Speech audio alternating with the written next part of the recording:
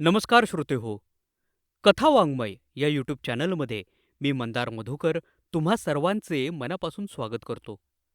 श्रोते हो, मधुश्री प्रकाशन या प्रकाशन संस्थेचे संचालक, उत्तम लेखन व प्रकाशन अशा दोन्ही गोष्टींचा वारसा लाभलेले श्री पराग रघुनाथ लोणकर यांनी लिहिलेली कथा आज आपण ऐकणार आहोत. कथेचे नाव आहे प्रश्न.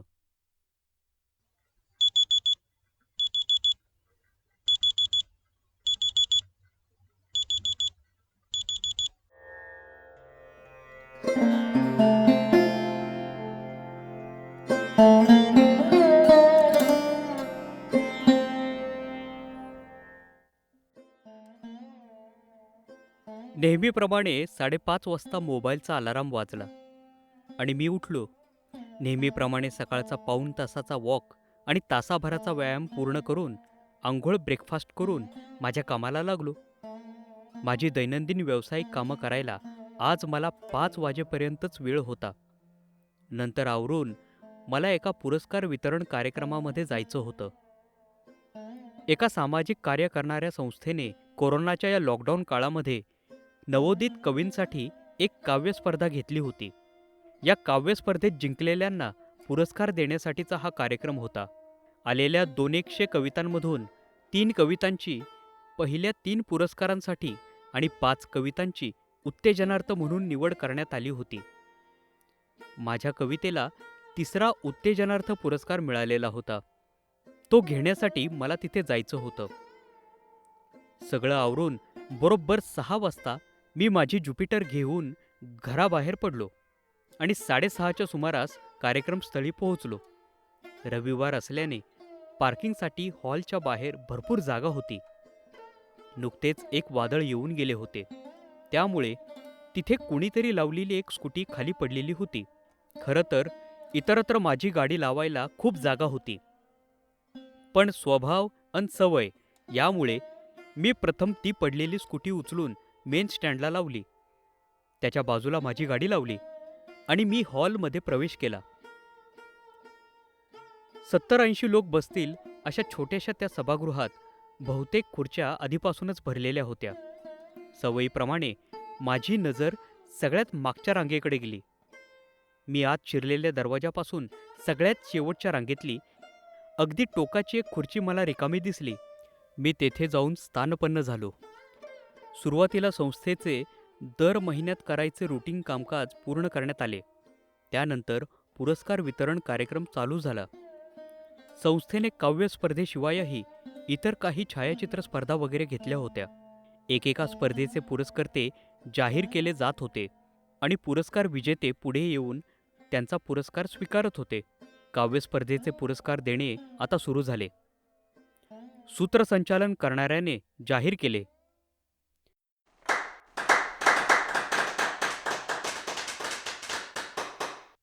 आता आपण काव्यस्पर्धेत विजयी ठरलेल्या कवितांच्या कवींना पुरस्कार देणार आहोत. प्रत्येक विजेत्याने त्याचे नाव पुकारले गेले की कृपया व्यासपीठावर यावे, आपला पुरस्कार स्वीकारावा आणि आपले मनोगत थोडक्यात व्यक्त करावे. या मनोगतात आपल्याला ही कविता कशी सुचली ते थोडक्यात सांगून विजयी ठरलेली आपली कविताही सादर करावी. प्रथम 5व्या उत्तेजनार्थ क्रमांकाच्या कवितेच्या कवीला, नंतर 4थ्या क्रमांकाच्या कवितेच्या कवीला असे बोलवले जाऊन 3ऱ्या क्रमांकाच्या कवीला म्हणजे मला बोलवण्यात आले. माझे नाव पुकारले गेले तसा मी व्यासपीठावर चढता झालो. संस्थेच्या माननीय अध्यक्षांकडून माझा सत्कार करण्यात आला. स्मृतिचिन्ह देण्यात आले. सत्कार स्वीकारून मी माझे 2 शब्द बोलण्यासाठी आणि कविता सादर करण्यासाठी डायसपाशी आलो. डायसपाशी उभा राहिल्यावर पहिल्यांदाच मला समोर बसलेली सारी मंडळी दिसू शकली. पहिल्याच रांगेत बसलेले डॉक्टर कामत मला दिसले. ते मला ओळखत नसले तरी मला ते माहीत होते. अर्थात येथे ते असतील हे मला आधी माहीत नव्हते. मी बोलायला सुरुवात केली. माझा कवितेशी असलेला परिचय अगदी नवीन आहे. नुकतेच माझ्या वडिलांचे निधन झाले. माझे वडील माझे सर्वस्व होते. त्यामुळे वेळोवेळी विविध प्रसंगी त्यांची आठवण मला बैचैन करते. असंच एकदा मन खूप बैचैन असताना अचानक माझ्याकडून माझी ही कविता लिहिली गेली आणि या माझ्या पहिल्याच कवितेस हा पुरस्कार मिळाला. ती कविता मी आता सादर करतो. असं म्हणून मी माझ्या वडिलांवर लिहिलेली कविता सादर केली. कवितेच्या शेवटच्या ओळी अशा होत्या. सेवा तुमची करण्यात कमी जर पडलो असेन मी, सेवा तुमची करण्यात कमी जर पडलो असेन मी, मृत्यू पश्चात ती करण्यास मृत्यू प्रार्थना करतो मी, मृत्यू पश्चात ती करण्यास मृत्यू प्रार्थना करतो मी. कविता पूर्ण केली. धन्यवाद.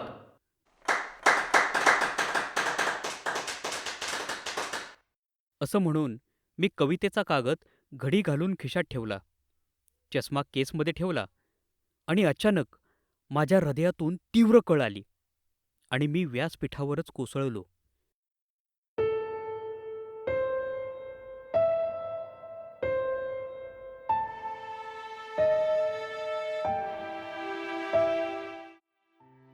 कार्यक्रमाचे आयोजक माझ्याकडे धावले. डॉक्टर कामतही लगेच माझ्यापाशी आले. त्यांनी मला तपासले आणि ते सगळ्यांना म्हणाले, ही इज नो मोर. मी मेलो होतो. मेलो असलो तरी मला डॉक्टरांचे हे बोलणे आणि त्यानंतरचा सगळा कोलाहल ऐकू येत होता. म्हणजे मी माझ्या कवितेच्या शेवटी मृत्यूची केलेली प्रार्थना पूर्ण झाली होती. तर आता वडिलांची मृत्यूनंतर सेवा करण्याची माझी इच्छा पूर्ण होणार होती. हळूहळू आजूबाजूचा कोलाहल कमी कमी होऊ लागला. पराग, पराग. अशी हाक मला ऐकू येऊ लागली. 3-4दा अशी हाक ऐकू आल्यावर मला समजलं, तो आवाज माझ्या वडिलांचा होता. जो आवाज ऐकण्यास ते गेल्यापासून मी आतुर होतो, तोच माझ्या वडिलांचा आवाज मला ऐकू येत होता. ते मला बोलवत होते. नक्कीच त्यांचा आत्मा माझ्या आत्म्याला सोबत घेऊन जायला येत होता. मला खूप बरं वाटलं. माझी माझ्या वडिलांना भेटण्याची इच्छा आता पूर्ण होणार होती. मी माझे बंद डोळे उघडण्याचा प्रयत्न केला. हळूहळू उघडलेही. सुरुवातीला मला खूपच अंधुक दिसत होतं. वडिलांना बघण्यासाठी मी उत्सुक होतो. हळूहळू समोरची व्यक्ती मला अधिकाधिक स्पष्ट दिसू लागली.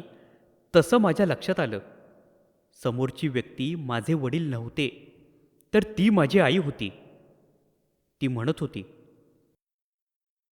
अरे पराग, उठतो आहेस ना? रोज 5:30ला उठतोस. आज 7:30 वाजले तरी झोपून राहिला आहेस. खरं तर असं कधी नव्हे, ते तू आज जास्त झोपला होतास. तसं उठवावंसं वाटत नव्हतं, पण असा कधीच तू झोपत नसल्यानं काळजी वाटू लागली. मग उठवलं. म्हणजे मी सारं स्वप्न पाहत होतो. मी उठलो. उशीर झाल्यानं नेहमीचा वॉक आणि व्यायाम करायला आता वेळ नव्हताच. मी सारं आटोपलं आणि घरापासून 15 मिनिटांवर असलेल्या माझ्या ऑफिसला पोहोचलो. मला 5 वाजेपर्यंतच वेळ होता. नंतर मला पुरस्कार सोहळ्याला जायचं होतं. हे आठवलं आणि मी चरकलो.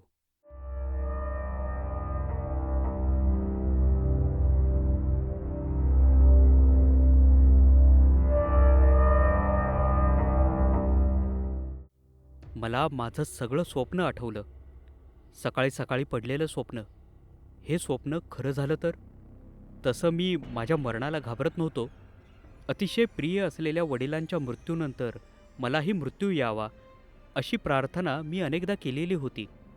पण आता या आजच्या स्वप्नाच्या झालेल्या आठवणीनं माझ्या डोक्यात वेगळाच विचार आला. मी त्या दिवशीची सगळी ऑफिसची कामं रद्द केली.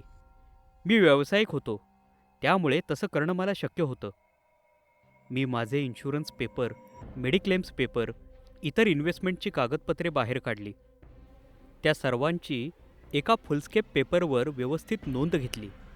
माझं काही बरं वाईट झालं तर या सर्वांसंदर्भात माझ्या पत्नीनं कोणाकोणाला संपर्क करावा, त्यांची नावं, नंबर्स यांचीही व्यवस्थित नोंद त्या कागदावर केली आणि ते सगळे कागद माझ्या टेबलवर ठेवून वर कृपया हे पहावे असं स्पष्ट शब्दात लिहून ठेवलं.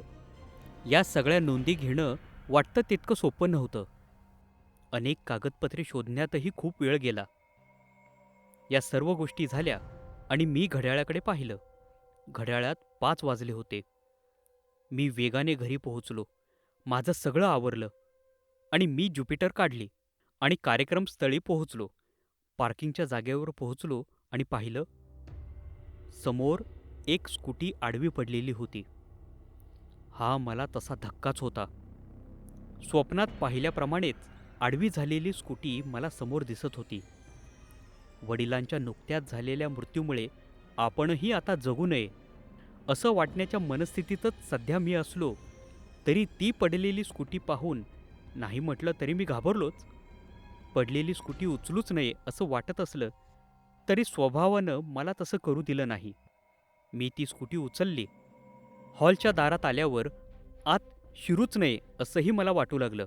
खूप वेळ तसाच बाहेर घुटमळून शेवटी मी हॉलमध्ये शिरलो. हॉल जवळपास भरलेला होता. माझी नजर शेवटच्या रांगेतल्या शेवटच्या खुर्चीवर गेली. ती मला रिकामी दिसली. धडधडत्या छातीने मी तिथे कसाबसा पोहोचलो आणि त्या खुर्चीवर बसलो. समोर चाललेल्या प्रत्येक गोष्टीकडे मी फक्त पाहत होतो. सैरभैर झालेल्या मनात फारसं काही नोंदवलं जात नव्हतं. काव्यस्पर्धेतील विजेत्यांच्या नावांचा पुकारा चालू झाला आणि मी थोडासा भानावर आलो. 2 नावांनंतर माझे नाव पुकारले गेले. माझे पाय थरथरत होते. या थरथरण्यामागचे कारण वेगळेच होते. लोकांना मात्र मला व्यासपीठावर जायची सवय नसल्याने त्या भीतीने माझे पाय थरथरत असावे, मला घाम फुटला असावा असे वाटले असावे.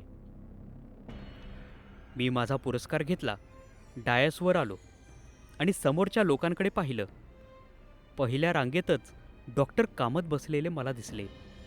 पडलेली स्कूटी, शेवटची रिकामी खुर्ची आणि समोर बसलेले डॉक्टर कामत, माझ्या स्वप्नात पाहिलेल्या या 3ही गोष्टी प्रत्यक्षात घडलेल्या होत्या. याचा सरळ सरळ अर्थ माझे कविता वाचन झाल्यानंतर मी मरणार हे उघडच होतं. अचानक माझी सर्व भीती नाहीशी झाली. शेवटी मला हवी तीच गोष्ट घडणार होती. मला माझ्या लाडक्या वडिलांना पुन्हा भेटण्याची संधी मिळणार होती. एक प्रकारे मला इच्छा मृत्यूच मिळणार होता.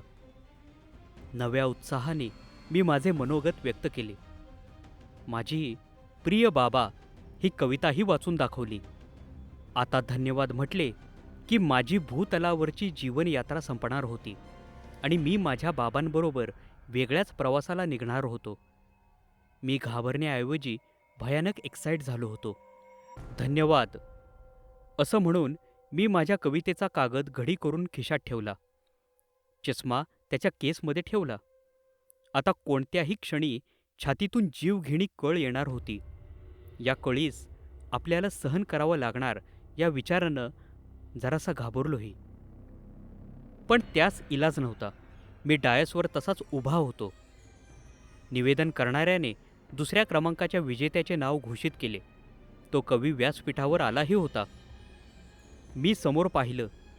मी अजून व्यासपीठावरून खाली का उतरत नाहीये असा प्रश्न साऱ्यांना पडल्याचे माझ्या लक्षात आले. मी भानावर आलो.